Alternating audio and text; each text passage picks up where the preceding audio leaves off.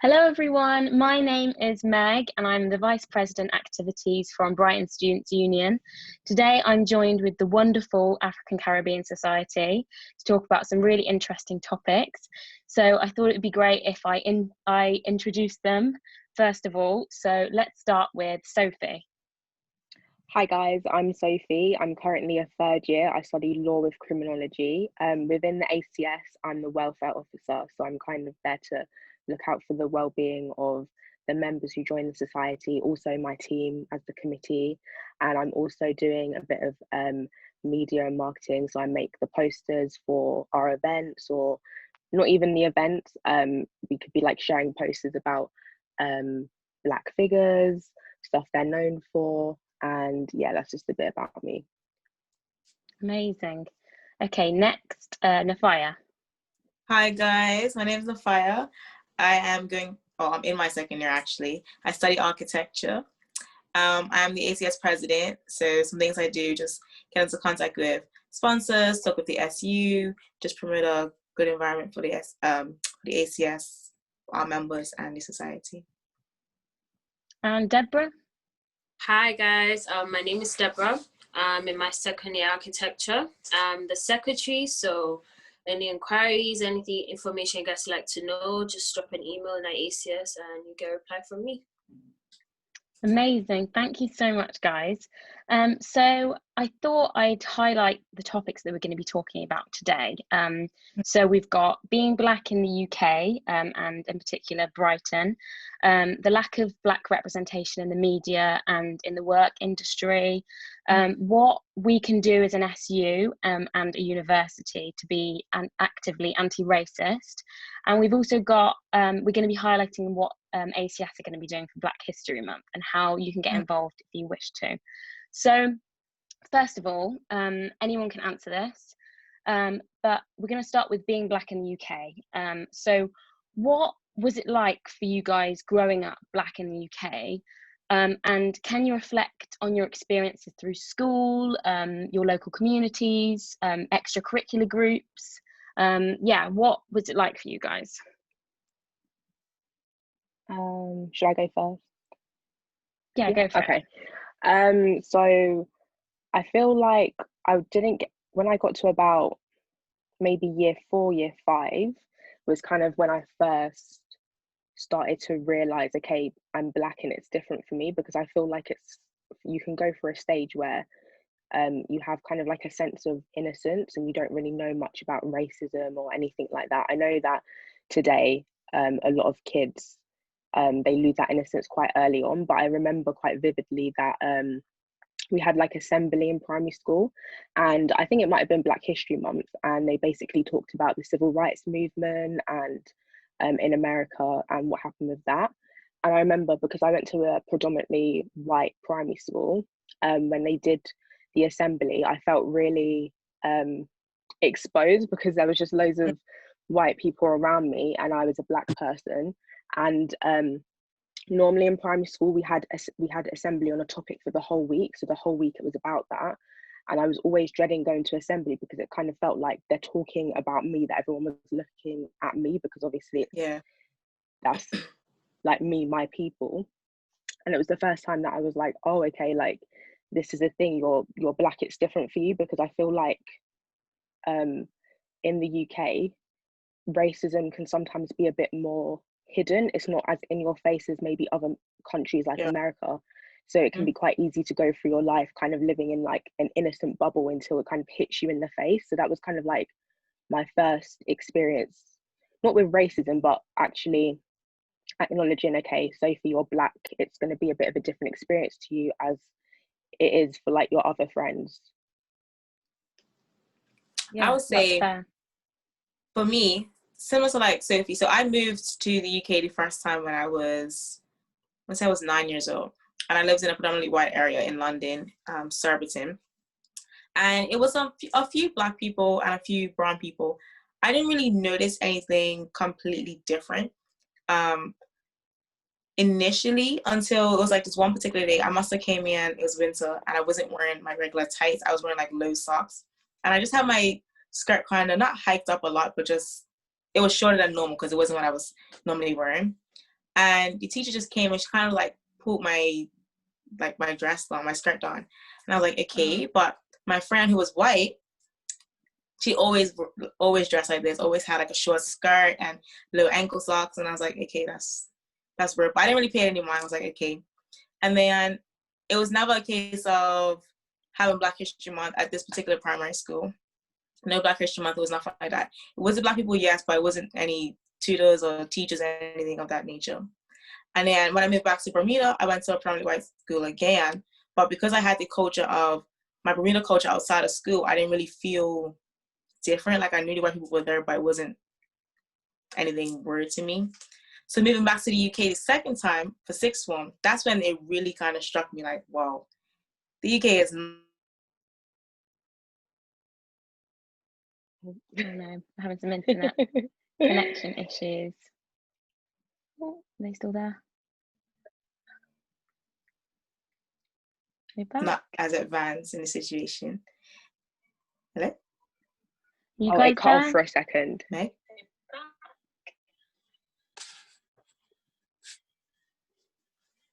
So back to was so moving to the UK for the second time when I did my A levels sixth form.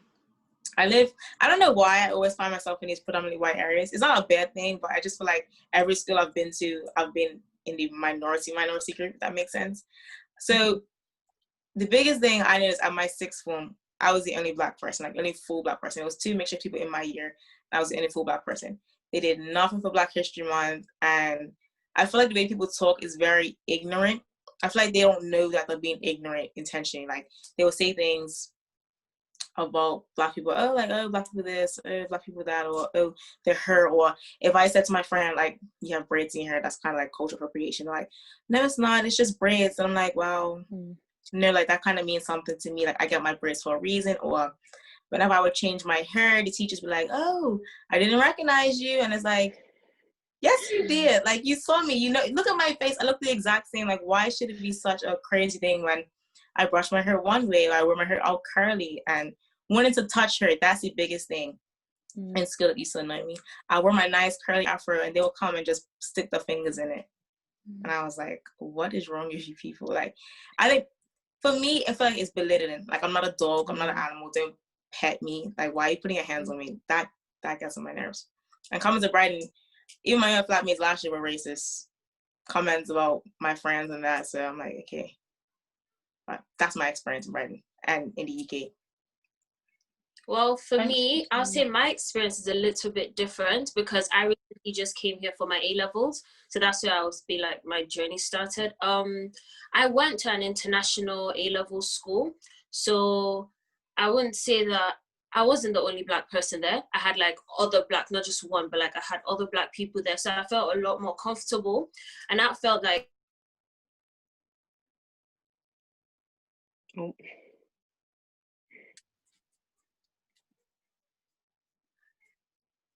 experience any form of racism, but instead I would be like, they tried in their little way they could like to cater for like the Black kids in the school. Okay. Is it right? Yeah, it's working. Is it? Yeah. Yeah, it's working. We just had a bit of internet connection issues, but it's working again. We can hear you guys. Okay. So basically for me, I think my experience is a little bit different because I didn't really experience the racism like that being in the school because I wasn't the only Black person there. So I didn't feel lonely at all. Like even in the building I lived in, because it was boarding, had like Black people there, Black friends and everything like that. And one thing I think like was really a problem for us was like the food. And what they did, like I could say is good, is that they accommodated for us. You know, they called us aside and were like, okay, what kind of food do you want to eat? Because we noticed that you're not really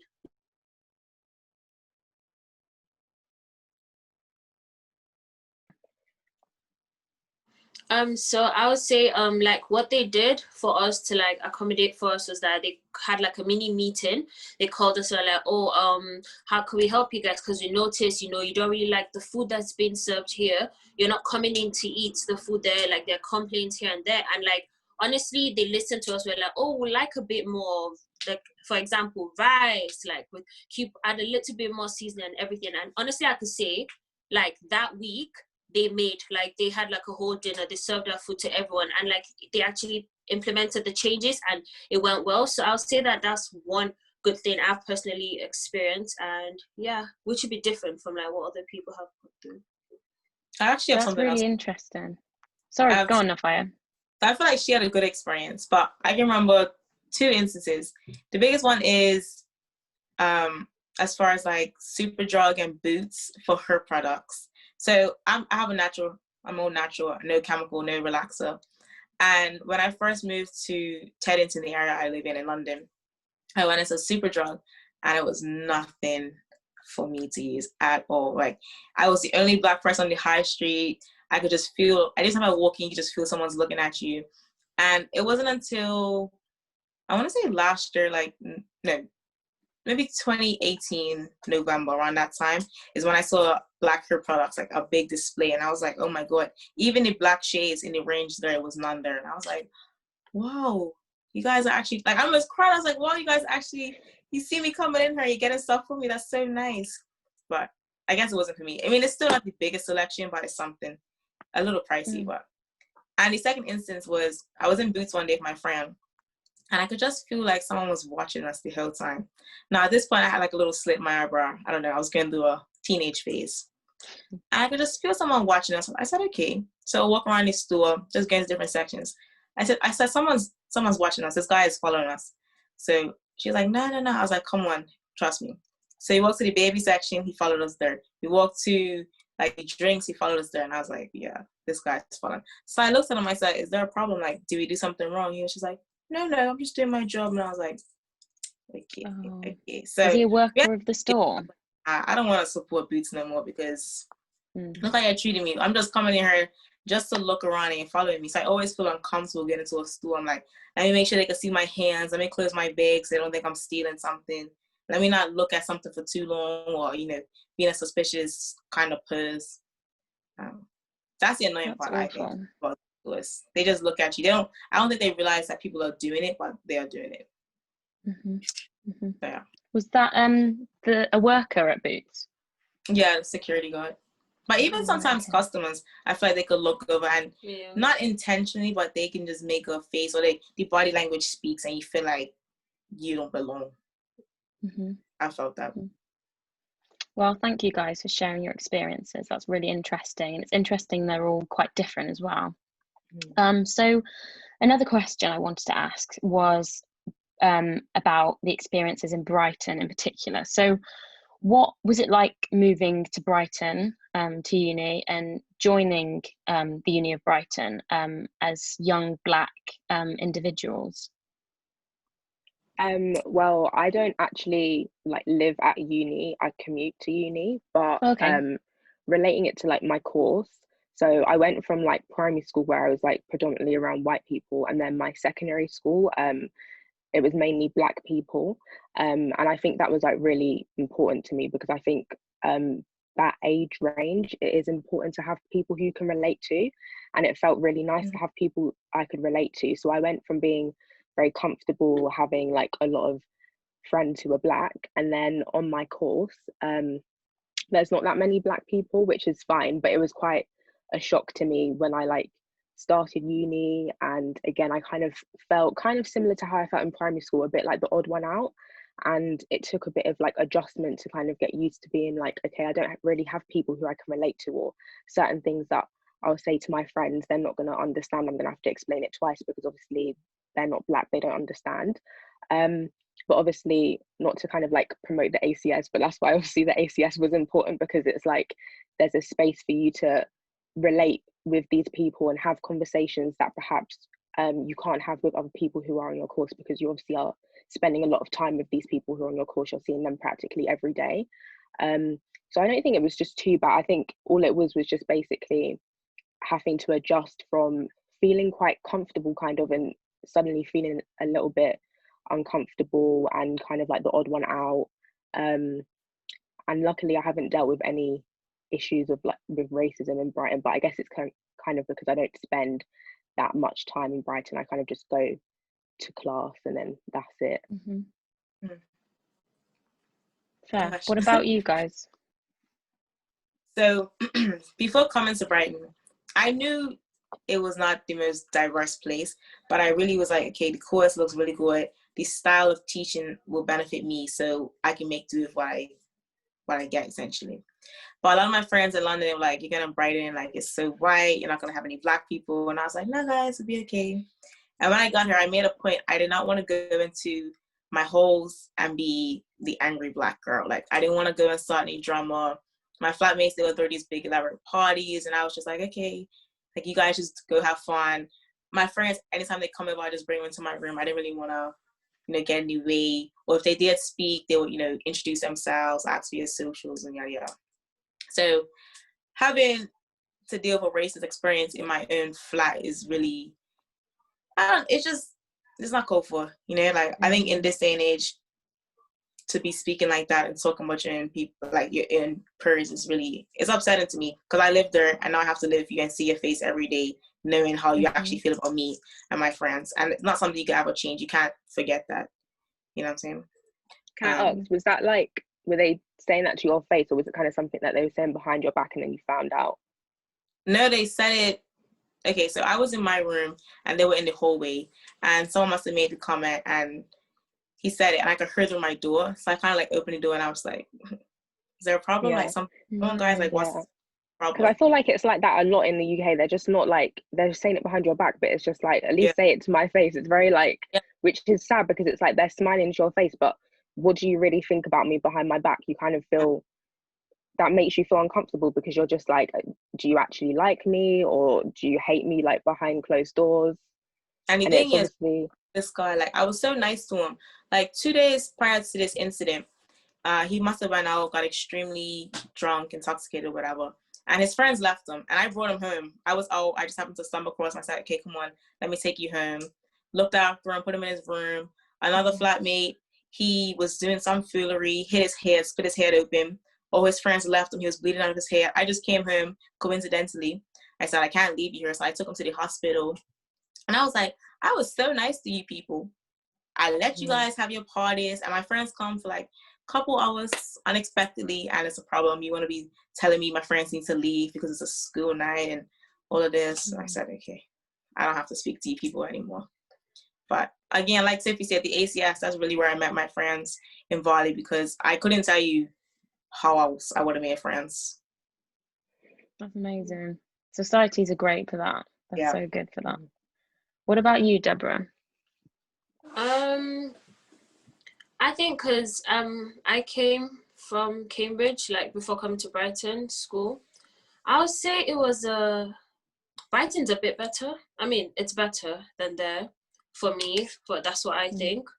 Because I'm actually not too sure, actually. I think not much of a gap between them, but I really haven't had like a serious experience like that. The only thing is that, like, on our course, we're on the same course, architecture, and we're the only two Black girls in our course.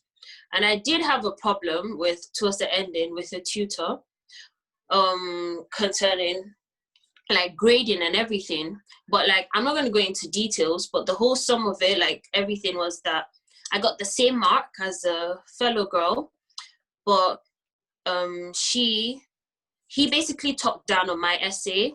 Like, he said he compared me from the very beginning to the end with what this girl has done. And I was confused. I was like, wait, then why would you give us the same good mark? Like, why would you give us the same grade when you've talked like so much like bad things about my work? Like, what's the whole point of it? Like, and I let him know in a very respectful manner. I let him know at the end of it that I don't appreciate that. Like, don't do that to me. Like, what am I going to gain from it? Like, why can't you just tell me this and everything? And I was like happy about it after he did write me like an apology, saying that he knew he was wrong, or he shouldn't have done what he did. And I was like, yeah, thank you very much. I appreciate that. Like, I'm not going to hold it against you. You said you're sorry, and hopefully like moving on, because I have him again this year. So I'm sure he's learned from that. And this year should be better working with him as my tutor. So yeah. Also, I feel like we're always being compared to white peers, at least I have. Just as far as like work to do, you always have to one up or always be better, or even if you get a good grade, you get a test, it's kind of like a question, like, oh, well, how did you do that? Or, you know, well, you're this and you're that. Like, even my mom used to tell me, like, these people don't want you here, so you have to show them what you can do. So you always feel like you have to put in more effort than the next person. Like, I can't slack off. I can't just relax. I can't have an attitude. I can't just come in one day and have a bad day and just, like, sigh or something without having an attitude and getting a detention or something. I feel like I've had a negative experience in life. No, thank you so much for sharing. It's really eye-opening, and I think a lot of the people watching will find it really eye-opening too. So thank you so much for sharing. So the next question I was going to cover, we've kind of spoken about briefly, but do you think, so obviously over the summer, a lot of the stuff in the media has been about the US and racism in the US. And there hasn't been loads on the UK. I think a lot of people don't think it exists in the UK, weirdly. But do you think the experiences of racism that Black individuals face differs in the UK and the US? Is it similar or is it completely different? I definitely think it's different, because it's like in America it's more like in your face. I think in the UK it's more hidden. There will be people who obviously who are part of like racist groups in the UK who will be very like vocal about how they feel, but I think because obviously in America they have like a whole constitution that supports like racism, that you're just going to get away with it. There's nothing in their society that says, hey, you can't get away with this. Whereas in the UK it's a bit more like kind of just like a false image of we have to look like we're all equal and that we accept everyone, but actually behind closed doors that's not what it's really like. We're just kind of trying to uphold an image. So I think that basically it's very like people will act nice to your face, but behind closed doors they're saying bad, like racist stuff about you, or behind closed doors they're trying to make you fail and stuff like that. I'd say as well that probably, not to say that police brutality doesn't happen in the UK, because it does, but obviously in America, as we can see, it happens very frequently, because it's just, they can just get away with like killing Black people, whereas in the UK there'd be, I think, bigger repercussions. That's not to say that they wouldn't do it, but I think again it's just kind of like they have a way of making it seem like these actions aren't acceptable, so you wouldn't be able to do it kind of just where everyone would be able to watch you. It's more kind of like they encourage you to be racist behind closed doors. Yeah, I think like for me, like to sum it up is, in the US, they're more loud and open about it. They don't care. The racism is just in your face. But here, I think they're a bit more, in the UK, more sophisticated and like silent about it. Like they could be racist to your face and you have to be like, oh, hold up, wait. Yeah, they make you question yourself. That's like the way they do it here in the UK. And obviously, yes, if it's like a huge racism, like people have like a lot of attention on them, because it's not like something that publicly happens every day like it does in the US. So that's why I feel it does happen here in the UK, but it's just done in a well thought out manner. That's what I think too. Yeah, I think it's ignorance, to be honest, because even look at the way, okay, take London for example. If you split London up into the different boroughs or whatever, you see in some boroughs where, okay, say for example, we've experienced this recently with like meters, gas meters and electric meters. I lived in a predominantly white, very well-off community. So I've never seen a gas meter. That's not something we hear. We just pay the bill normally. But then I've gone to other places, lower income areas, which are predominantly Black, African, and Caribbean inhabited. And you see they have these little gas cards and they're doing things. And that's sort of a way to kind of keep the poor down, if that makes any sense. So I think in the UK, at one time, sorry, give you a little experience. I was going to Hackney to try this English traditional food. It was like pie and jelly eels. I don't know. I was being adventurous. And before I even got to the shop, my friend and I, we just was walking along the street. I was like, okay, this is a cute little area. We got outside the shop and everyone kind of just like looks at us. Like I didn't go in. I just felt so uncomfortable. I was like, no, this shop just screams racism. Like they do not want us here. And I feel like in the UK, that's definitely, it's the body language. It says it all. It's like, you're not supposed to be here. We don't want you here. And we're going to make sure you know it. Whereas in the US, honestly, I prefer to be in the US.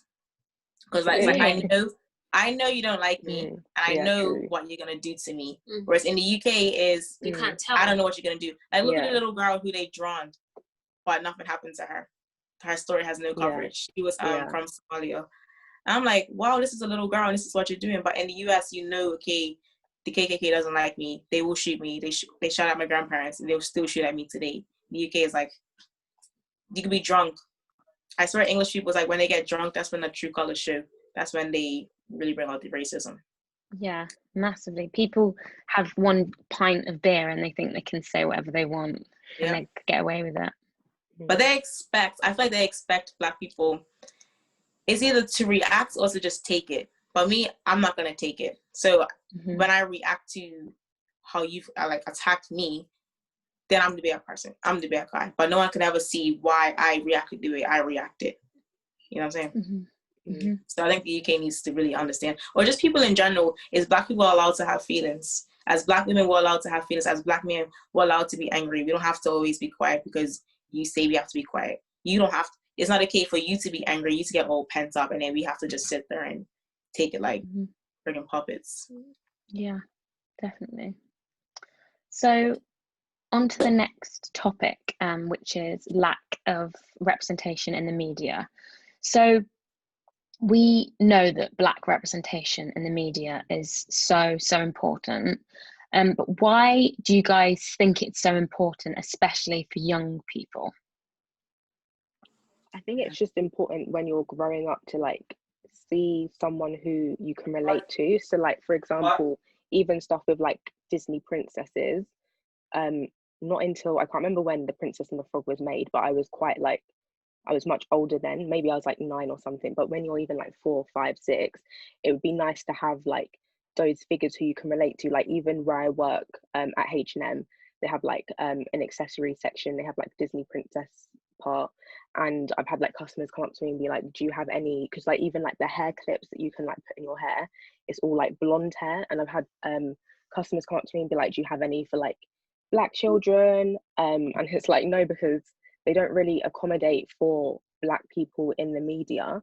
And sometimes you think, okay, well, what's wrong with me? You're looking at the TV, you're seeing films, and you're not seeing anyone that looks like you. And then when you are seeing people who looks like you, you're being portrayed in a bad, negative light.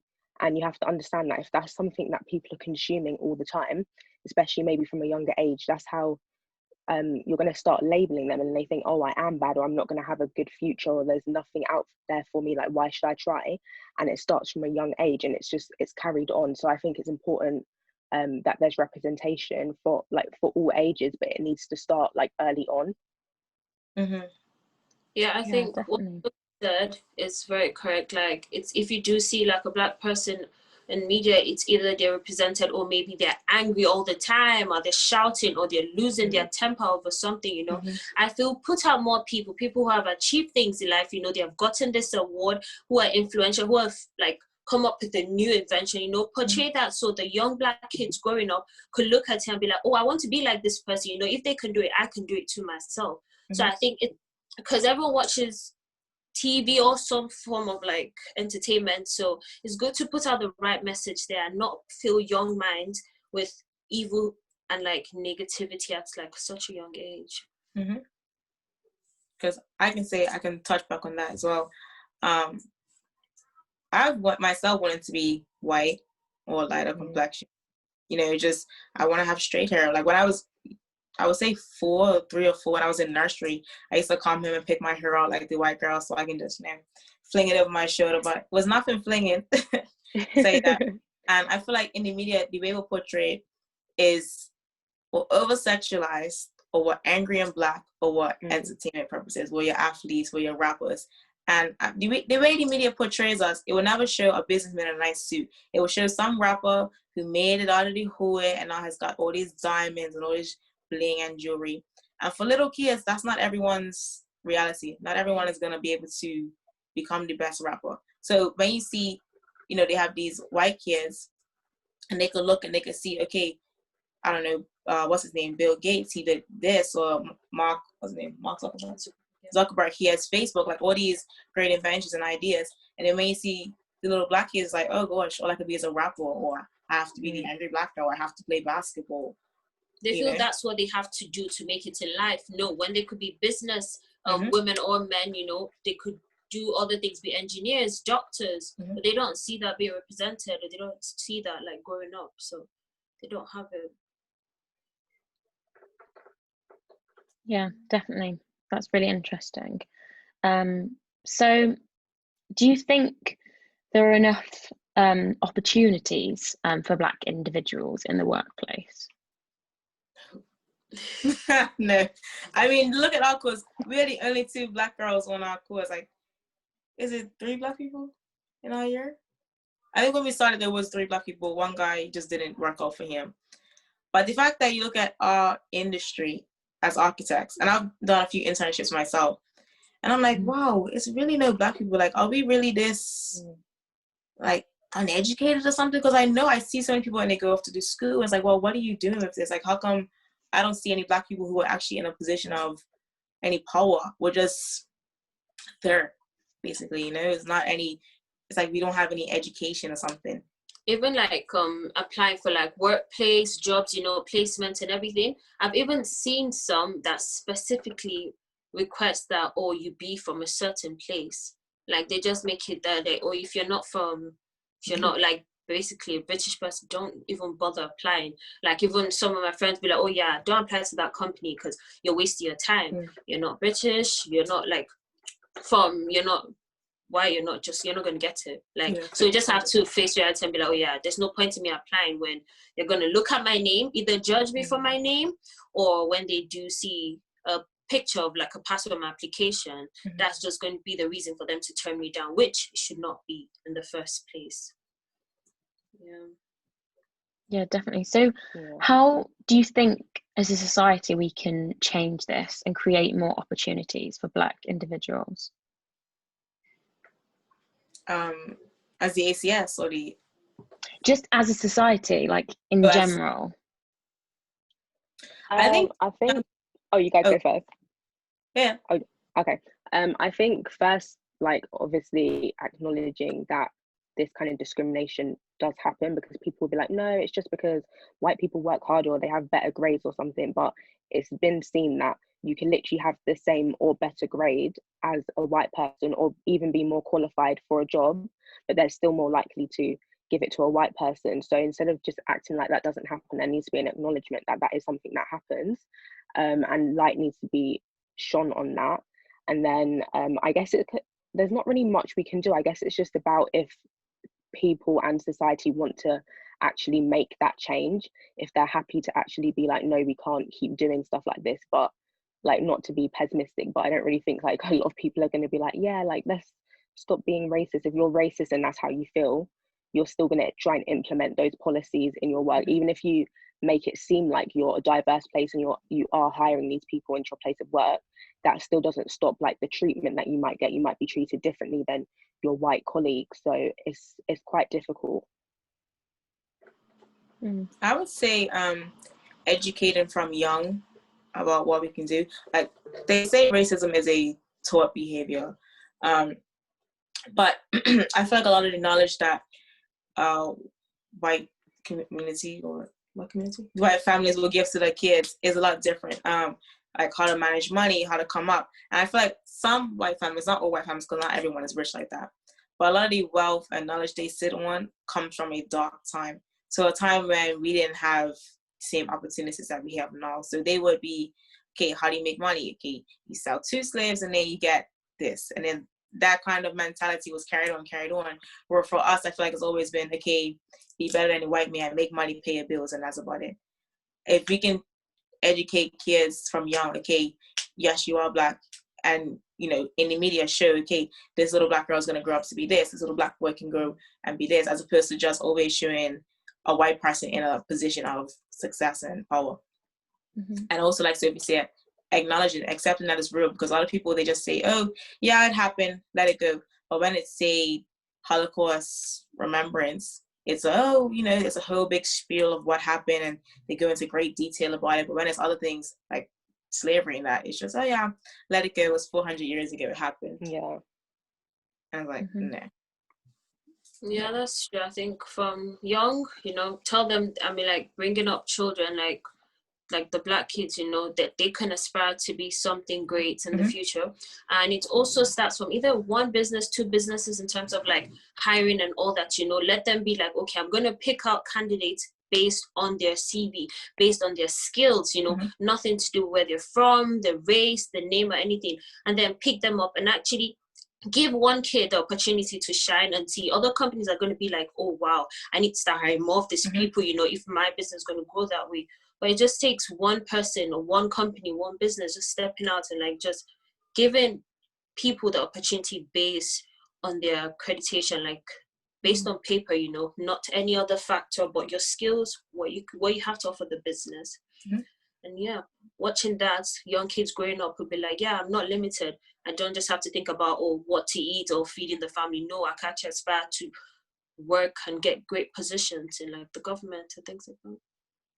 Yeah, definitely. Thank you. And I think also one thing, just let Black people be Black. I feel like it's so many trends that you see today have been derived from the Black culture, and white people are famous for doing it. Like, okay, braids, cornrows, like that has such significance within the Black culture and the community. So today and take it, and I feel like sometimes it's mocking, like they're making a mockery out of the situation, Braids look nice, okay, but then you're gonna go and get your hair all cornrow, but you don't understand the significance of it. I feel like society needs to understand the significance of the things that they've used and they take every day. So things that were created by Black people, light bulbs, electricity, stuff like that, that have been taken and claimed to be made by white people. It's like, okay, no, now in school, educate on things that Black people made. Don't cover it over it and make it all pretty. Get all nitty and gritty and show them what really happened, because there's a lot of things that I'm still learning today that I would have never known, and had I known, I would have come up in life differently, dealt with differently. I was always told, okay, we just was put in a boot and not with her. But there's so many things that actually happen that everyone needs to know about. Don't skip past it. Yeah, definitely. I agree. We could have a whole other podcast about like cultural appropriation and stuff, because it's so important to talk about. But something that has been spoken about a lot recently, it's always been a thing, but over the past few months, people have brought up the term white privilege, whether it's a thing. Some people thought of it as something else, and now they might understand it in a different way now. But we know that white privilege is very much real. But how do you think that white privilege affects our society and Black business owners in particular? So white privilege. White privilege is definitely real. And it's also not just white privilege. I think also within the Black community, it's also light skin privilege as well. Basically just being first skin. Being dark skin or brown complexion is not really like taken so well by society. And when it comes to white privilege, I definitely think it's white man that at the top of it. They play an effect. But as far as Black businesses, an example I could give is hair companies.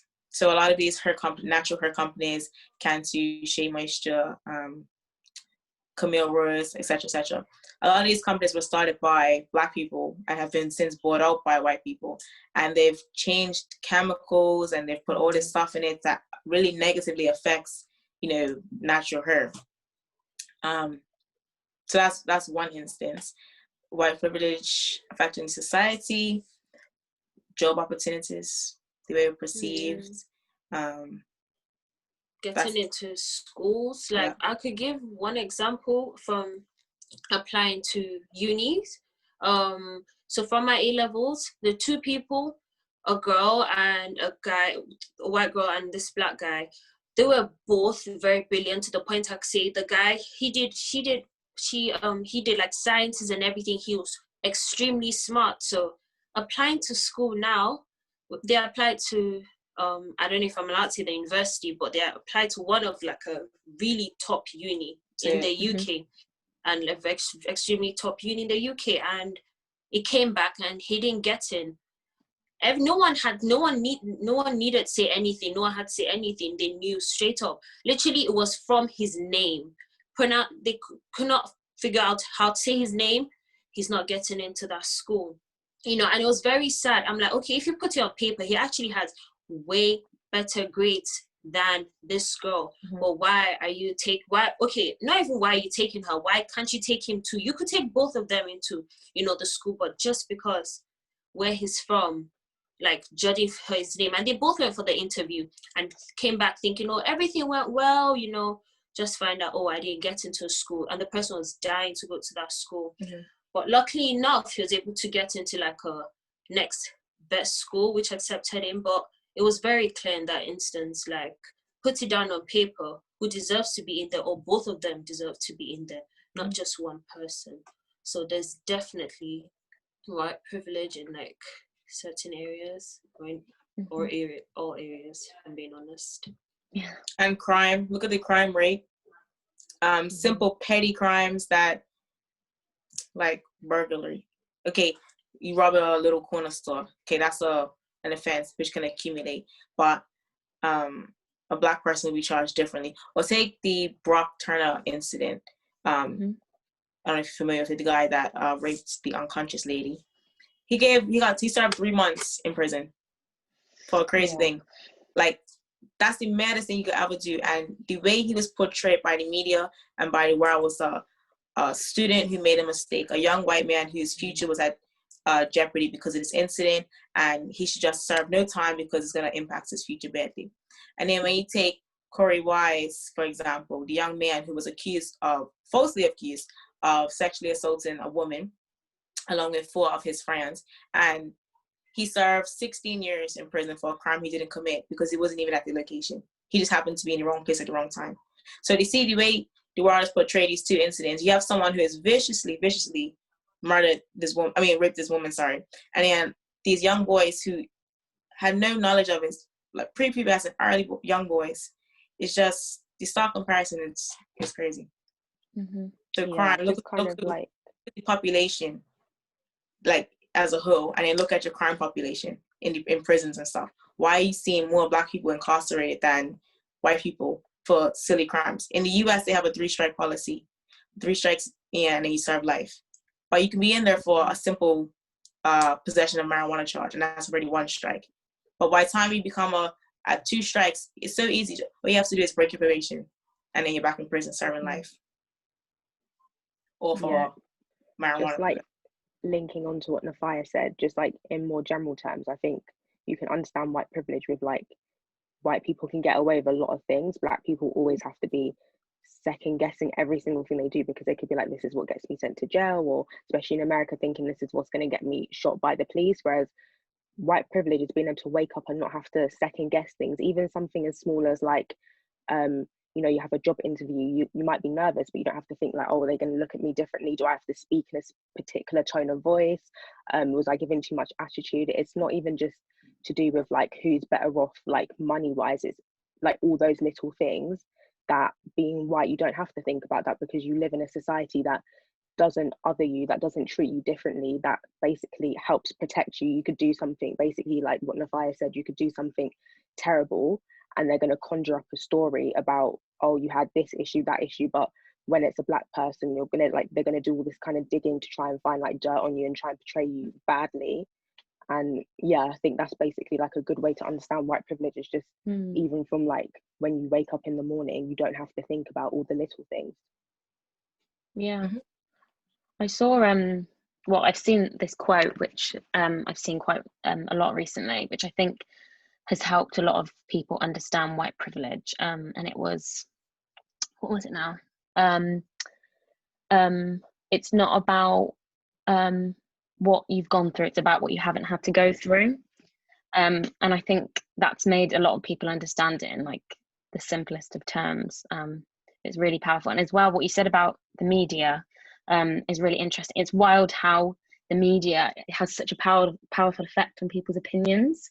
It's crazy, like, oh, it's mad. But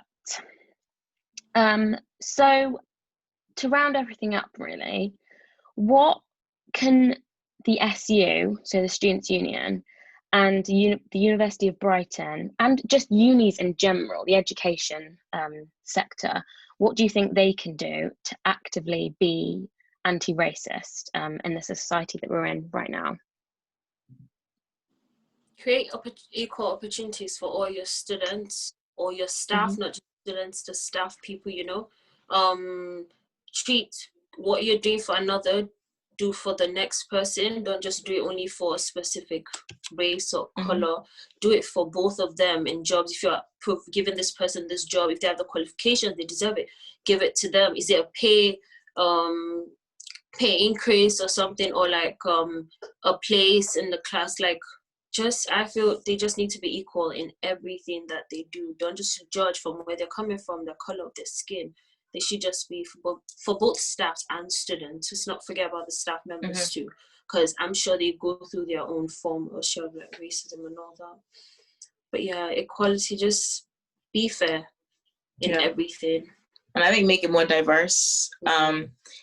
I feel like what really catches out Black people and students of color is the token Black and brown people that they have on the posters and advertisements. So you see the uni perspective and it has the token Black person, and then you come to uni, it's like, wow, where's the Black people? That sort of thing. I think just be honest. I've actually tried to diversify the community, because you having 2 Black people is not diverse. Having 1 Asian person is not diverse at all when your population is basically 100% white. You know what I'm saying? And I also say, so you see the way Brighton is very LGBT friendly and accepted. If that same energy was kind of put into Black and minority groups, because I feel like they promote so much the LGBT, and it's like, okay, that energy is great, because now you see the way they've been perceived and they're starting to be accepted more into communities. It's like push the Black and people of color sort of situation in the same way, you know, keep that same energy out. Don't just stray away from it, and don't make it a one-time thing. If you really believe it and you really want it to be true, you would actually be so passionate about it, you would do it all the time. You wouldn't think, okay, I have to be supporting Black people today. It'd just be a case of, okay, that's so and so, this is her life, or this is his life, and this is how it has to be. Not just, okay, it's Black History Month, let's do something for the Black people. You know, it needs to be an everyday thing. Because like I told you before, we're Black every day. This is not, I can't wake up tomorrow and just be like, you know what, forget this, I want to be white. I can't do that. So I would definitely say that encouraging and supporting Black students more.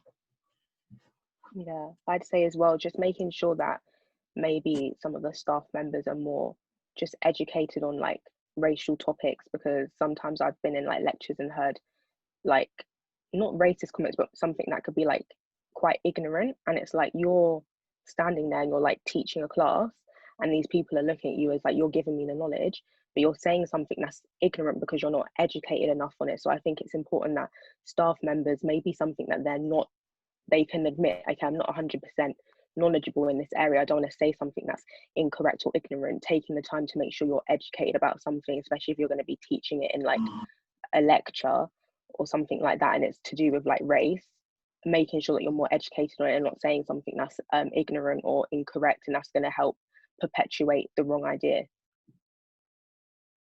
Yeah, definitely.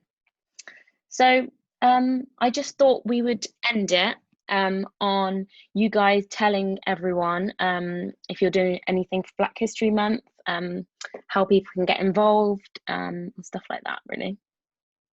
Sure. Before we continue though, can I just ask you like what you think? Because obviously you're not Black, I don't think, right? Are you Black? Yeah. No? Okay.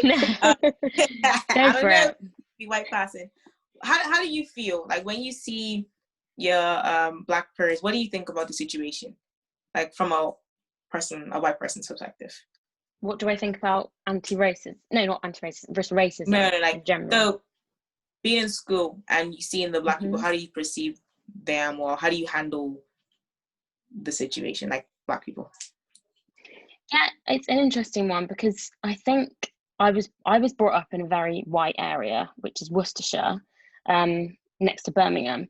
So I don't think I wasn't taught about it in school. Like the curriculum was completely off in that sense. So I didn't get taught about it really.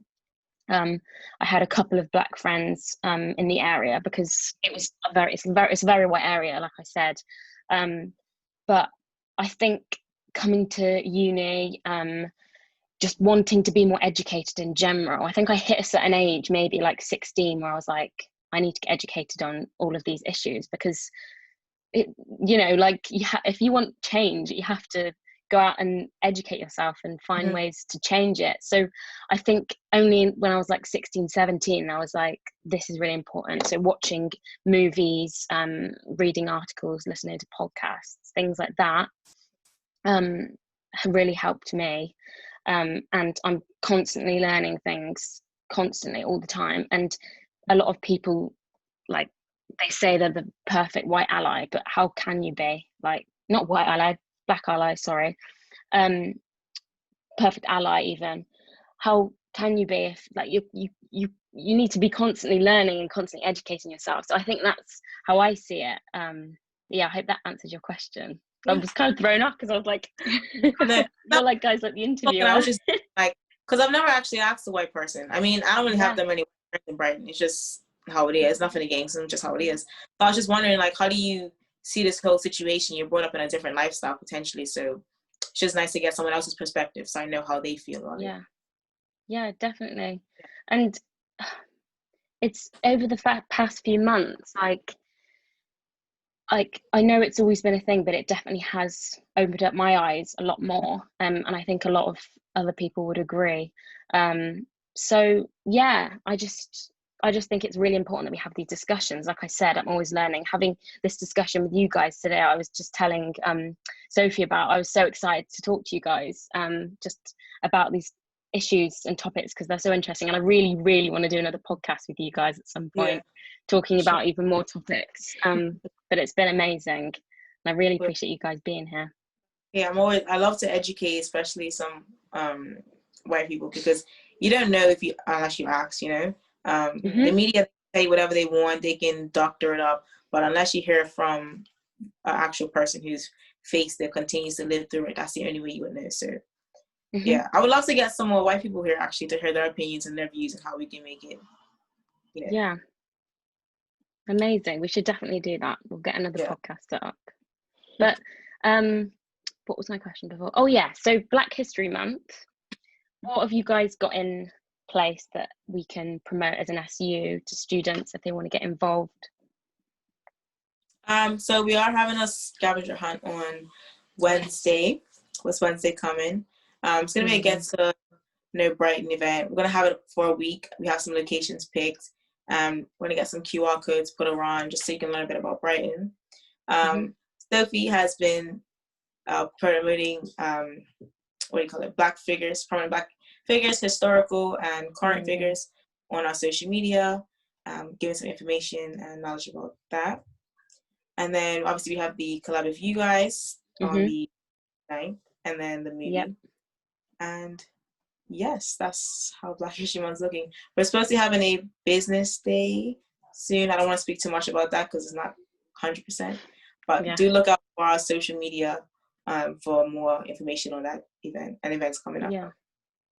Yeah, amazing. And because I do like the media, I'm thinking that I might do like a mini like quiz kind of thing. You know how on Instagram you can like make little quizzes? So I could do something like that on the Instagram story, so people should follow our social medias as well. Yes, definitely. We'll link your social medias below when we post this video. But yeah, that's amazing. And as you briefly said, you're collabing with us. We're doing a thing on the 29th. It's a BSU talent show, and we're working with the Siegfried show. And these guys are going to be judges, so that's going to be super exciting. Yeah, I think that's everything. But thank you so much, you guys, for talking today. And as I said, I hope we have many more conversations about this in the future. Sure. Thank you very much, Nick. And thank Amelia as well. Yes. Putting the time and everything in. Really appreciate it. Okay. Thank you. Thank you. Take care. Bye.